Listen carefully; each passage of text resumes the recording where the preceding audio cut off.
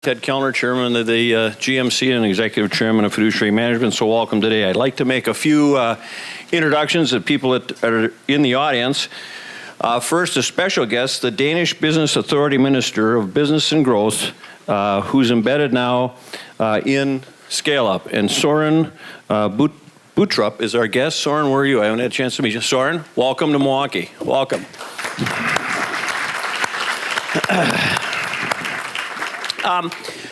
Just a couple comments about that. For those of you that have been involved with Scale Up, Soren is over here. When we did this, and it was really Mike Lovell and Shell Lubar and Julia, and who am I missing, Julia? A couple others that came up with the concept with Babson University to put a Scale Up program here. Dan Eisenberg, whom many of you have met. We were the first test pilot for Scale Up. We are now in our third cohort, I believe. The first group had 12. Ugo, I don't know if Ugo's here with us today. Ugo was in the first one. And this thing turned out, to be immensely successful. The companies that have been in that program were not startups. They were companies that were in operation, but they were companies that were beginning, had 2, 3, 4, 5 million in sales. The whole idea is to accelerate growth, and it has been tremendously successful. As I said, we're on our third cohort, and so much so that we had Boutrup's coming over to spend, how long will you be with us? 1 month. To learn about Scale Up. We were the first U.S. test site for that. Eisenberg, Dan had used this internationally around the globe. It had been very successful. And it has been terrific for Milwaukee. So we're excited to have him with us. We're excited at the tremendous progress that Scale Up has had and shown in terms of growth. And Brian Schubert has led that charge for us. So it has been terrific for Milwaukee. And we're glad to have you with us for the next month to learn more about Scale Up, Boutrup. So it's going to be a great program. It is a great program. Today's program is broken into 3 parts. The first is Milwaukee Women will present the 4th annual Mary Ellen Stanek Award. Mary Ellen, welcome. Good to have you here with us again on Award Day. Today is the award for the diversity in corporate governance. Next, we will have the business meeting, which I will conduct. We'll delve into the strategic plan of the GMC for the coming year. And Julia is going to give an overview of where we are and the plans going forward, in addition to Vital Signs, a program led by Marcus White. But first, it's my pleasure to introduce Phyllis King. I think Phyllis is known to many, if not all of you. On behalf of Milwaukee Women, together we, the GMC, and created the Mary Ellen Stanek Award in 2013, as you all know. We're honored today to present that award to Northwestern Mutual, and here to accept the award on behalf of them is Sandy Betcher. But Phyllis, would you come up, present the award? Phyllis is the Associate Chancellor of Milwaukee Women and Milwaukee Women Chair. Phyllis, welcome.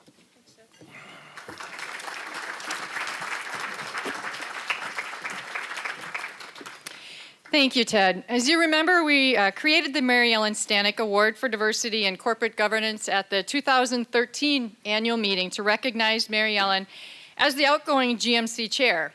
The inaugural award went to its namesake, Mary Ellen Stanek, and has since been given to Manpower retired chairman Jeff Jarris and Wisconsin Energy Corporation chairman and CEO Gail Klappa.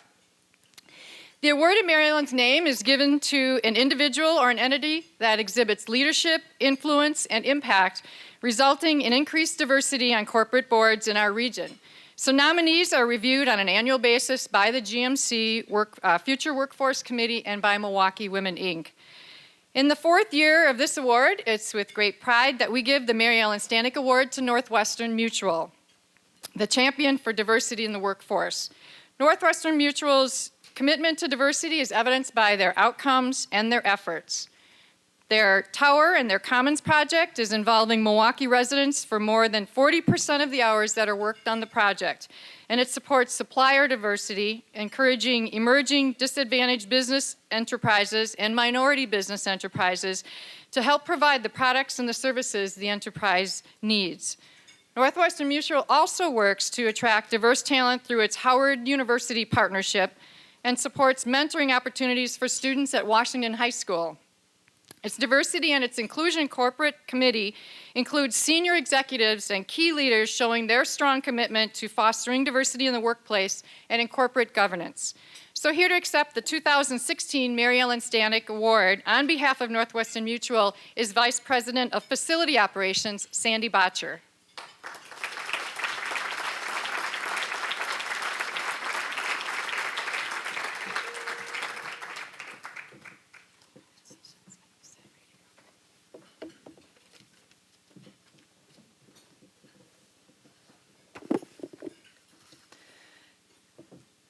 We are so honored to receive the Mary Ellen Stanek Award. Mary Ellen is someone that I've personally admired for her professional and her philanthropic efforts in Milwaukee, and is someone who has done so much to lift up female leaders in Milwaukee. And I know that I and many in this room have personally benefited from the things that Mary Ellen has done. So this is doubly special for me today. Thanks, Mary Ellen.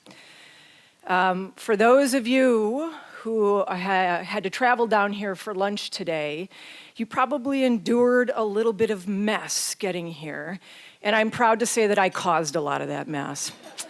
We take great pride in the beehive of activity that is going on in our campus right now. We have over 600 workers doing a very well-orchestrated dance right now to make our new tower and commons a reality. And the vision that we had when we recommitted to downtown Milwaukee, that this was as much about Milwaukee's future as it was about Northwestern Mutual's future. And we wanted to reinvest in the place that we have called home for over 150 years. One of the things that I love about working at Northwestern Mutual is that we are a company that thinks about the long term.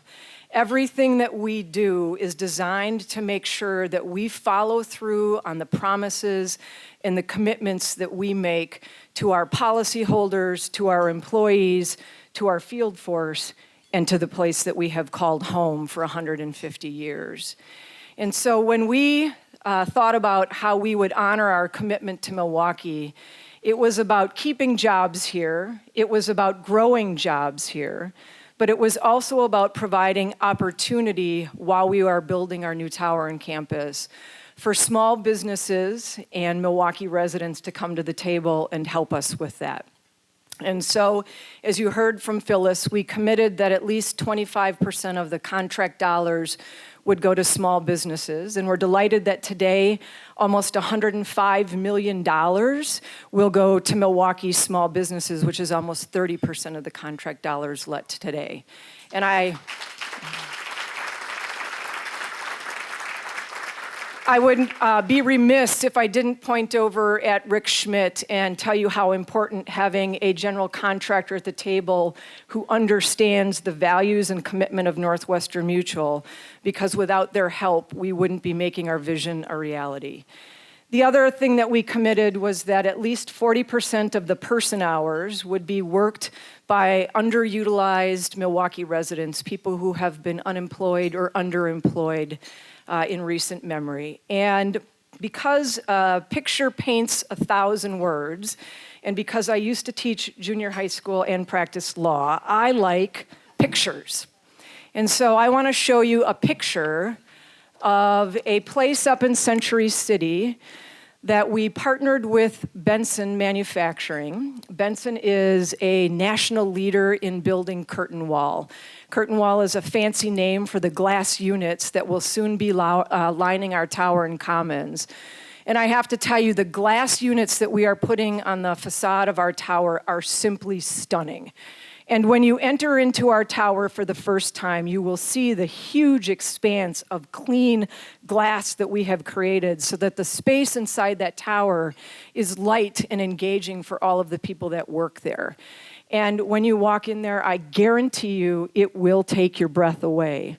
But what's more breathtaking to me is the fact that these 25 Milwaukee residents, many of whom have not worked in years, are up in a facility up in the Century City area that the city is working to redevelop, fabricating our curtain wall, those glass units that are starting to show up on our property. We challenged Benson to think about how those units could be fabricated here instead of put together at one of their other facilities throughout the country and shipped here via railroad or truck. And it took a tremendous amount of creativity and partnership to make that happen. We had to work with the city to get a lease. We had to work with the trades to help think about how we could create an entry-level job classification. We had to have the trades and Big Step help us think about how to hire and get people into the pipeline to make that a reality. And so today there are 25 Milwaukee residents working at this facility who are showing up every day, who are knocking it out of the park with the quality and the commitment that they bring. And I had an opportunity to go out there this past week and meet some of those people and listen to the technical expertise that they have amassed over the last year of working there, to listen to the pride in their voice, not just about having a job that they take pride in, but in the project where they are going to see their work for years to come. And I got to tell you, if that doesn't tell you that a little creativity and a little thought leadership can't go a long way, I don't know what does. And I will tell you, I am a little emotional, as you can tell from the tone of my voice as it gets a little revved up here, at what thinking that way has meant to these 25 residents and the 15 more that are getting ready to join them as we ramp up for that glass showing up on our facility. So when I look at that building, I see not just Milwaukee's future, but I see the 40 individuals whose faces take pride in that building and knowing what this project has meant to them. And quite honestly, that's just one of many examples that I could give you about how we've partnered with small businesses and with Milwaukee residents to make our vision Milwaukee's vision. So on behalf of Northwestern Mutual, thank you so much for recognizing how we're executing on the Tower and Commons. And I would tell you, if I had another 10 minutes, I could talk a little bit more about some of the other things that Phyllis has mentioned about the ways in which Northwestern Mutual is working to keep its promise to everybody here in Milwaukee. But 10 minutes I had, and I will call it quits. Thank you very much.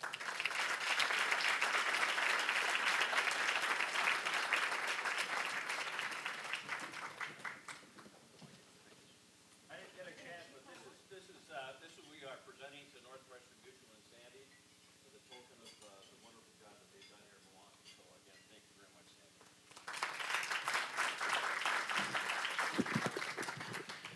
You know, you're too nice to blame. Every time I come down and there's traffic congestion, I always blame Schlifsky, who's not here yet, and Zor, who is here.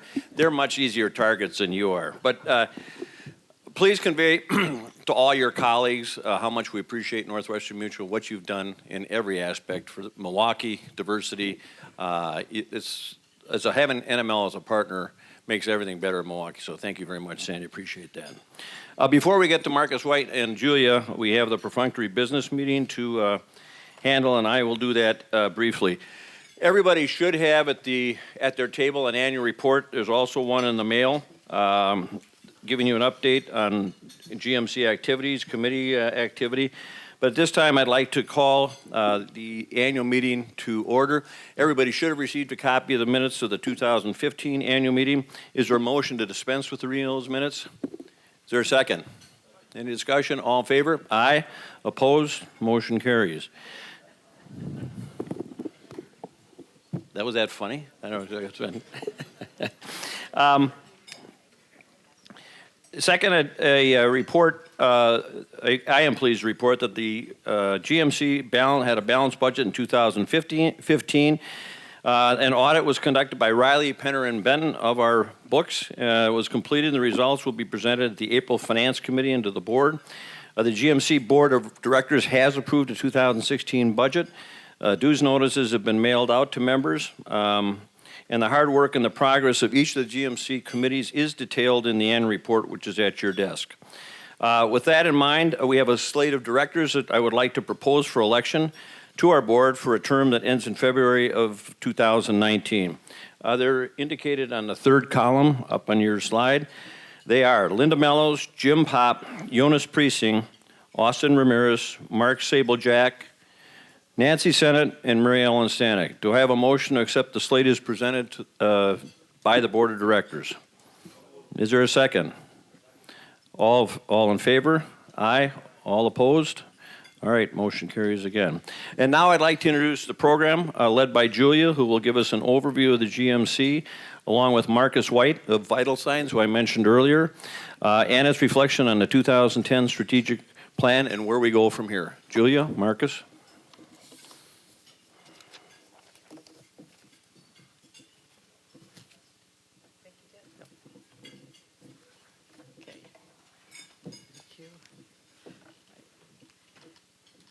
We've got several things that we'd like to cover today, including three things that we want to talk about. One is we had a strategic plan we adopted in 2010, so we want to talk about what we've accomplished off that strategic plan.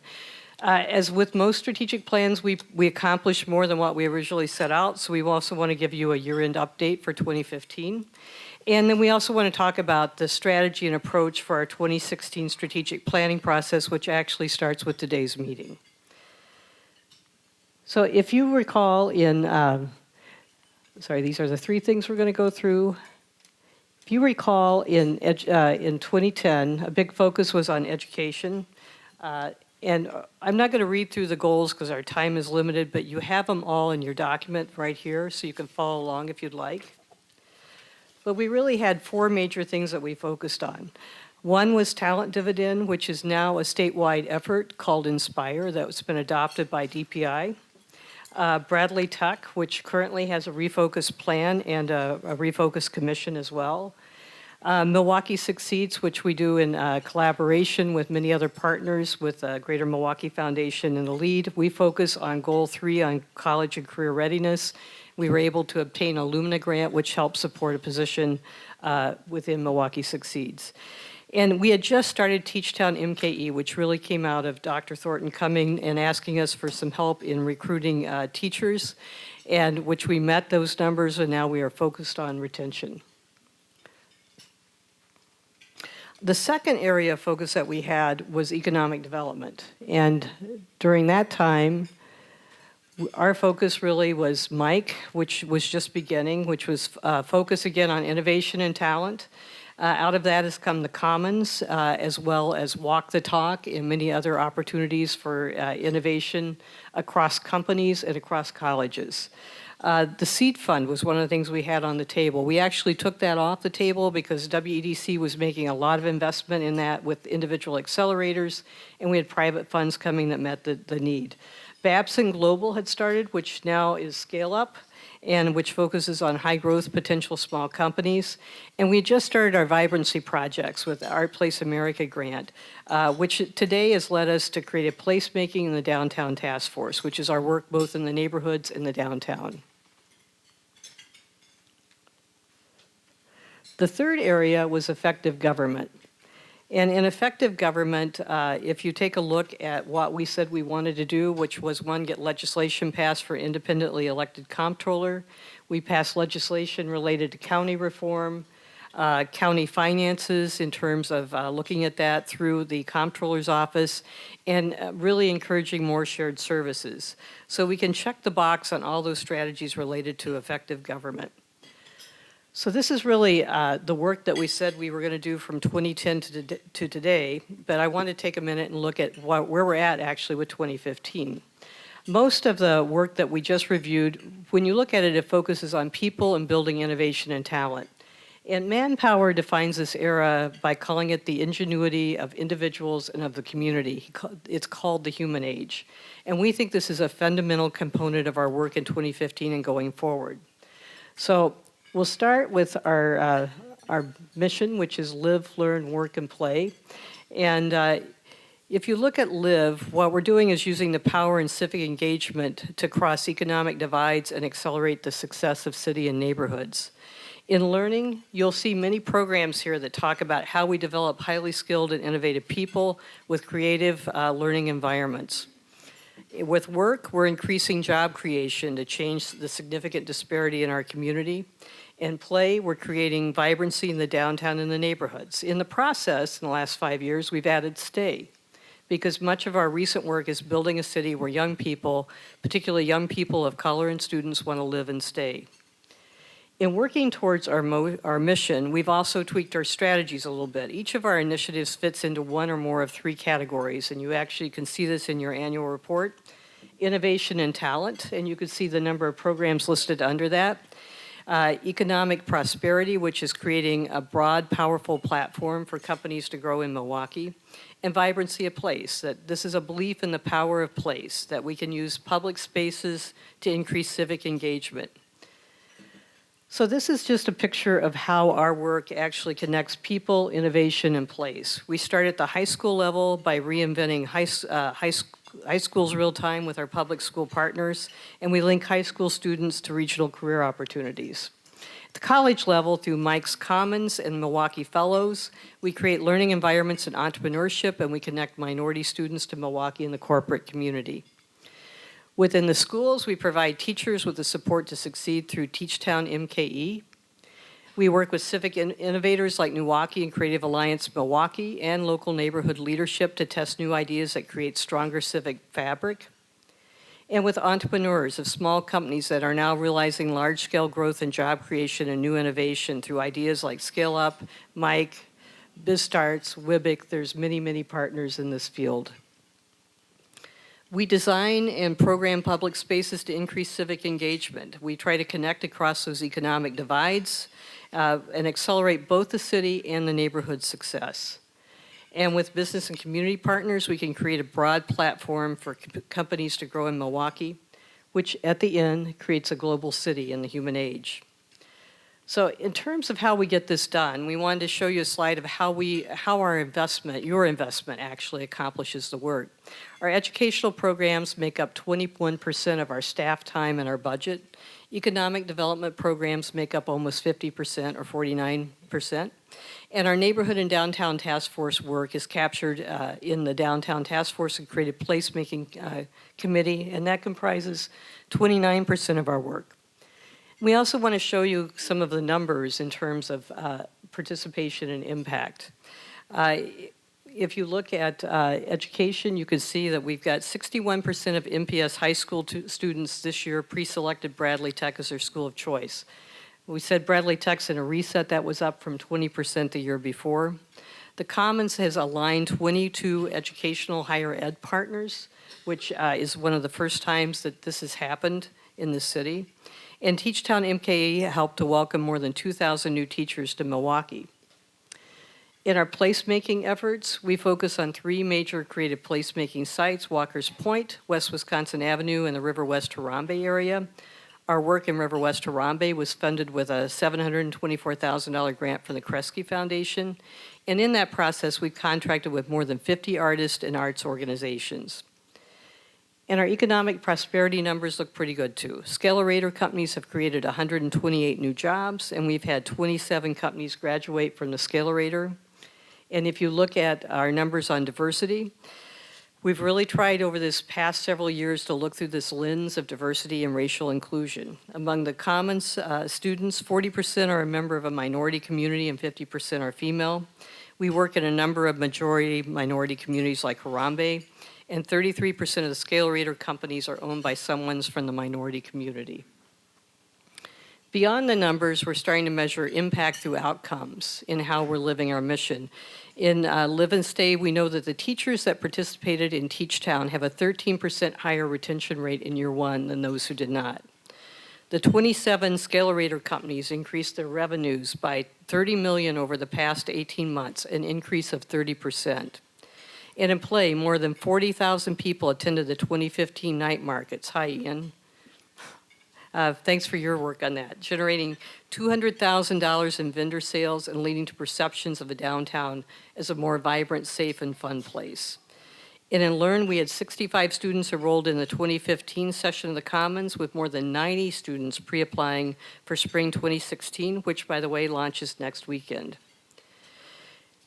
What we plan to do in our next year, we will spend more time and resources capturing data to better measure our impact and outcomes. We're going to be developing a new 5-year strategic plan. We think we can do a better job of connecting and leveraging our own programs for bigger impact. And starting today, we want bigger and better feedback loops.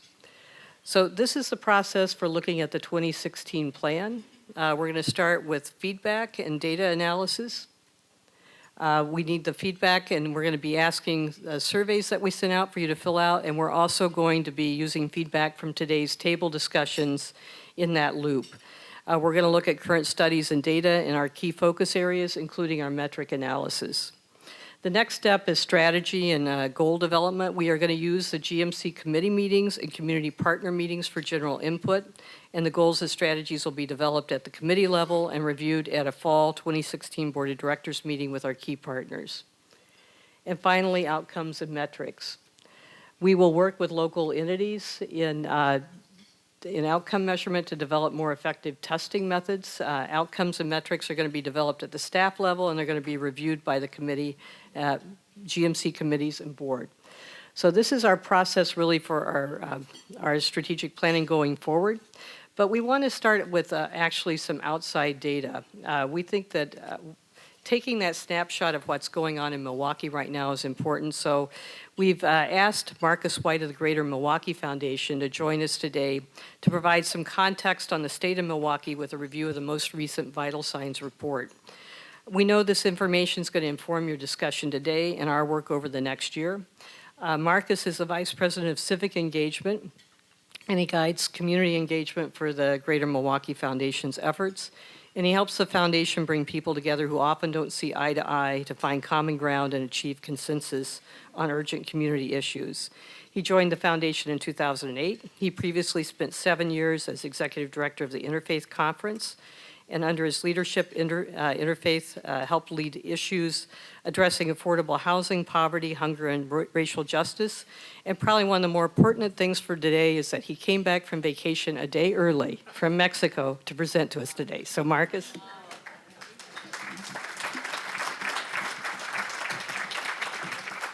Thank you, Julia and Ted, and my thanks to Ellen Gilligan, our CEO and president. And thanks for outing me, Julia. Don't tell anyone I took vacation. We're going to go through this very quickly. It really has two purposes today. One is, as Julia said, to set the stage a little bit for the discussions you're about to have. But also, we want this to be a little bit of a teaser for you to look at the full report. This is what it looks like. It's got 80 primary indicators, a couple hundred secondary indicators. It is on the home page of the foundation's website, greatermilwaukeefoundation.org. So we want it to pique your interest. The Greater Milwaukee Committee and the United Way of Greater Milwaukee and Waukesha County were our co-sponsors in producing this, both in 2015 and in 2013. And the researchers are called Community Research Partners, Inc. in Columbus, Ohio. Why did the foundation want to look at this? Very similar to the conversation that you've been having just now, what you've heard from Sandy and Julia. We wanted an understanding of what is going on, what are the realities in our region, so that as your community foundation, we can make the best decisions about where to invest the range of resources that community foundations can deploy. We are particularly focused in education, economic inclusion, and neighborhoods. A lot of what's in this report helps us get a better understanding of what's going on in those areas. And of course, education, as you've heard already, is a major focus for the Greater Milwaukee Foundation with the Milwaukee Succeeds initiative housed there. This study looks at 16 regions, and keep in mind it's regions, not the city proper, although we'll have a couple references to the city proper. So what you see here with the West Coast cut off a little bit are the 100 largest metro areas in the country. The darker areas are our cohort for this study. We very intentionally wanted to have some of our competitor regions as part of this study to understand where we stand in terms of how they're doing. But also we have what our researchers call some aspirational regions like Charlotte, Denver, and Jacksonville. Several things really stood out for us, and that's what I'll highlight here very briefly. One of the things that stands out for us in this study is the diversity of our region. In the 4-county region, 1/3 of the residents of the 4-county region are people of color.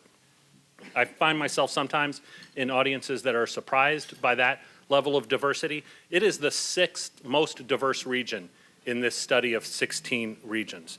Interestingly, in our cohort of 16 regions, every region except Chicago lags the national average for diversity. When you look at the 100 largest metro areas in the country, on average, the 100 largest metro areas are 44% people of color. And again, every region in this study except Chicago lags that national trend. But our region, the 4-county area, is 1/3 people of color. The city itself, I'll just draw a picture. What did I do to screw that up?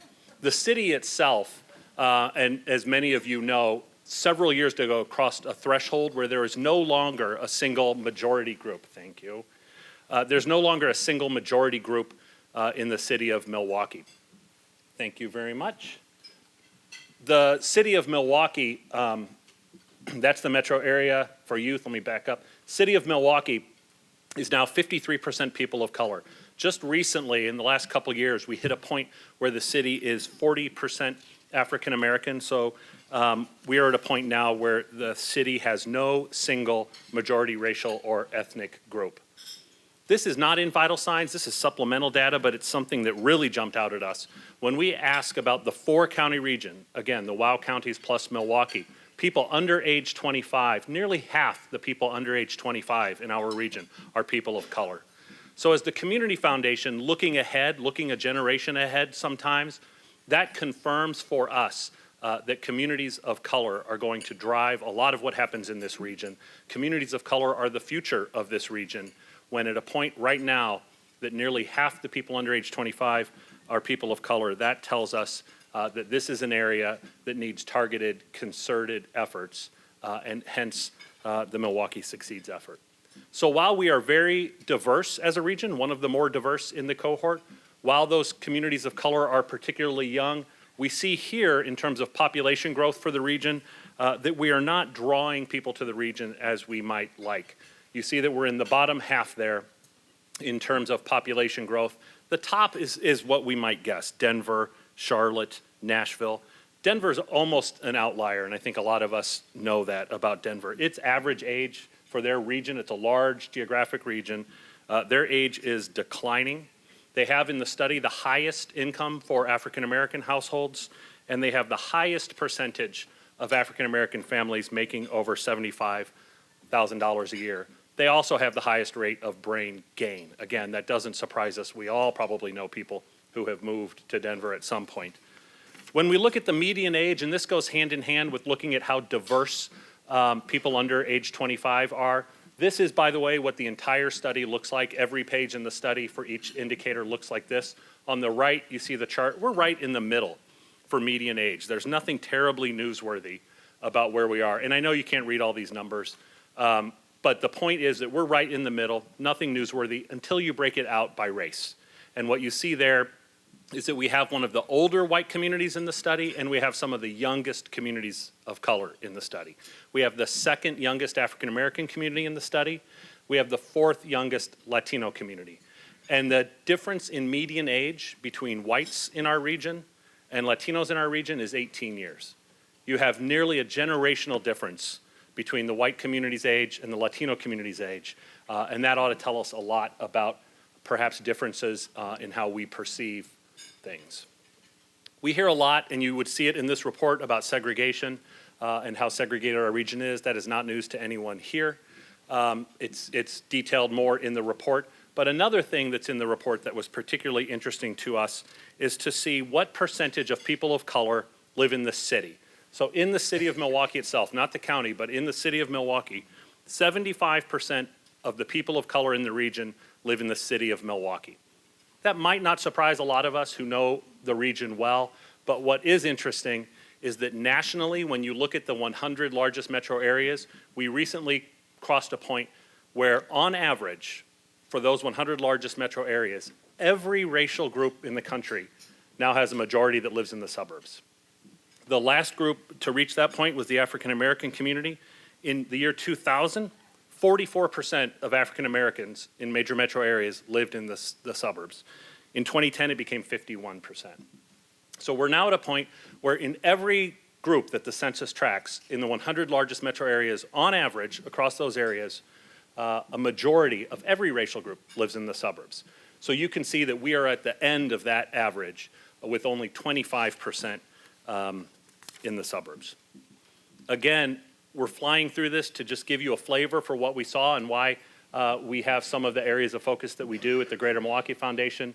This jumped out at us twice now, 2013 and 2015, we ranked last in home ownership. That surprised us a lot. A lower home ownership rate than Chicago, than Minneapolis, than Denver. That surprised us. There are a variety of factors that go into that. We don't have the big gaps that some other communities see. Minneapolis has a huge gap between black and white home ownership. What we see here, however, when you disaggregate by race, is very low rates in the black and Hispanic communities.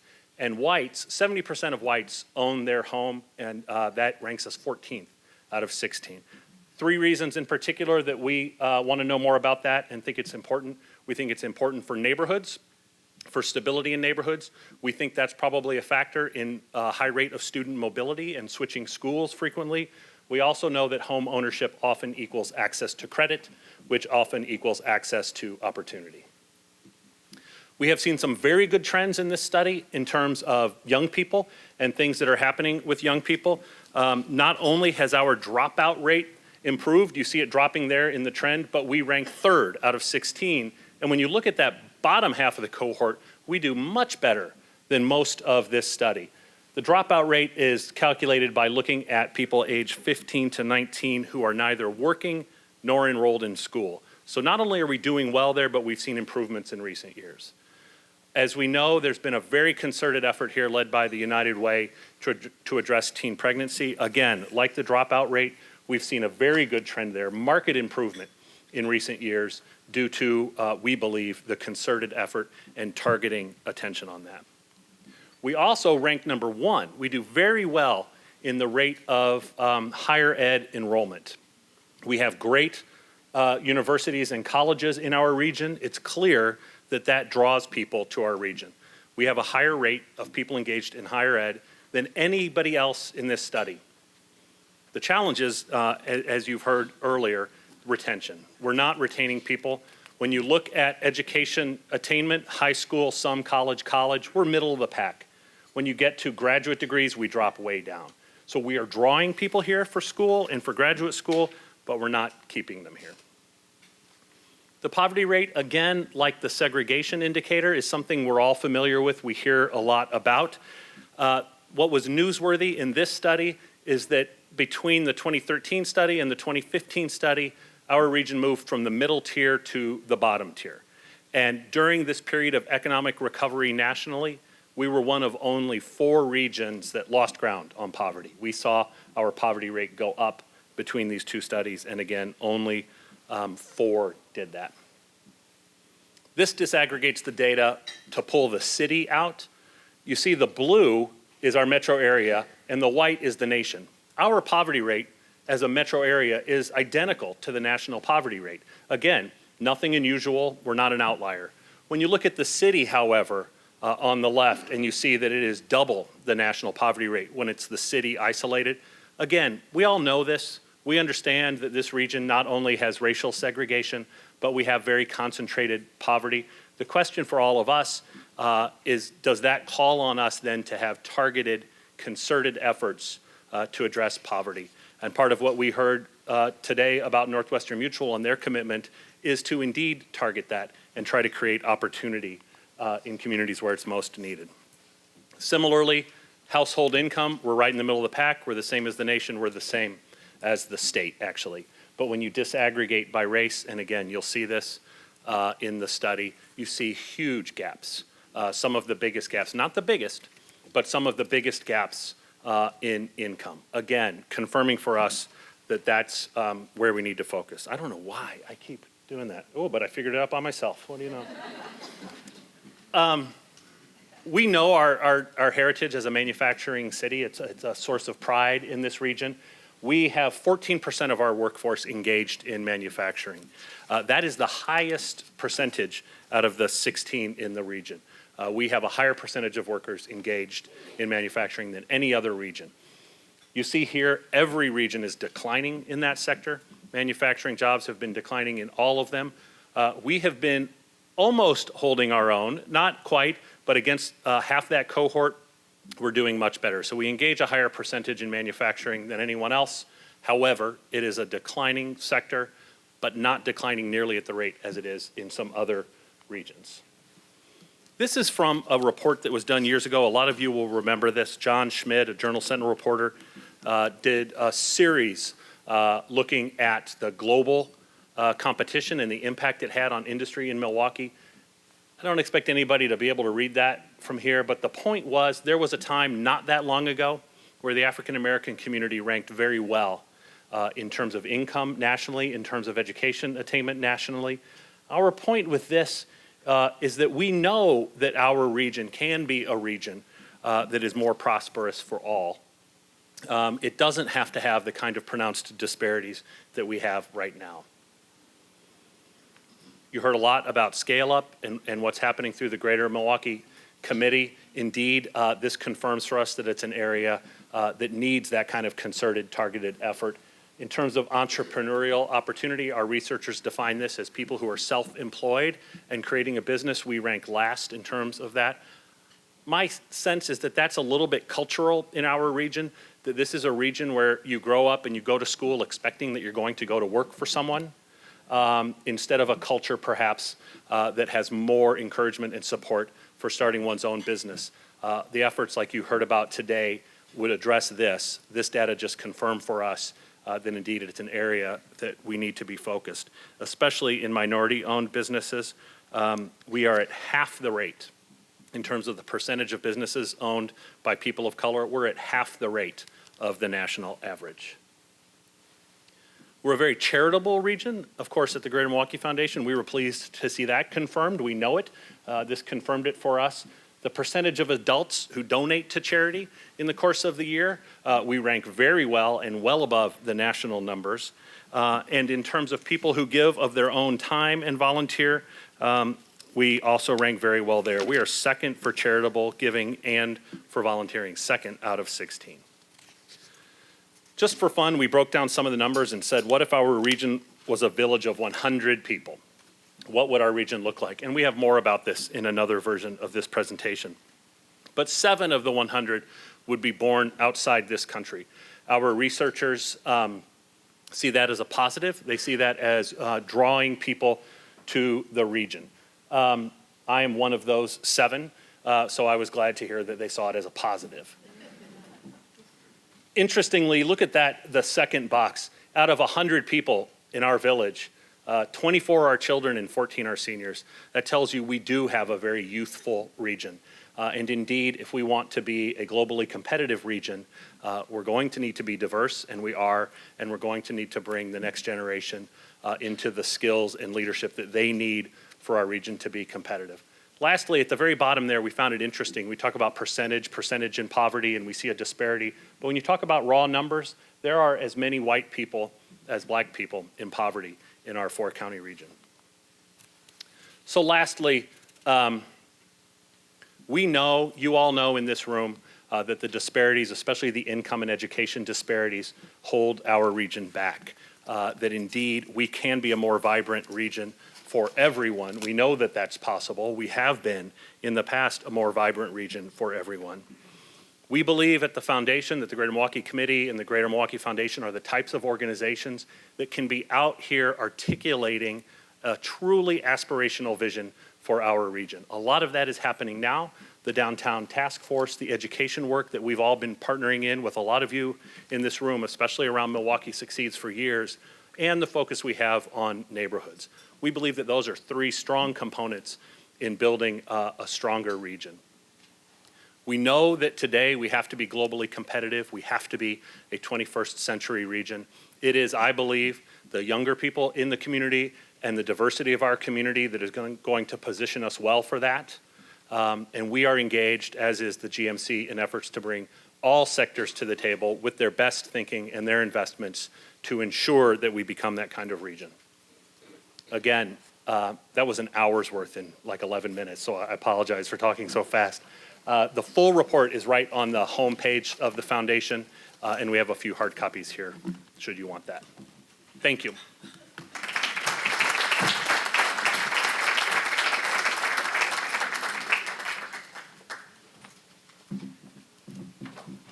Well, thank you, Marcus, and I would suggest if you get a chance to look at the full copy, it's got a lot of great data in it.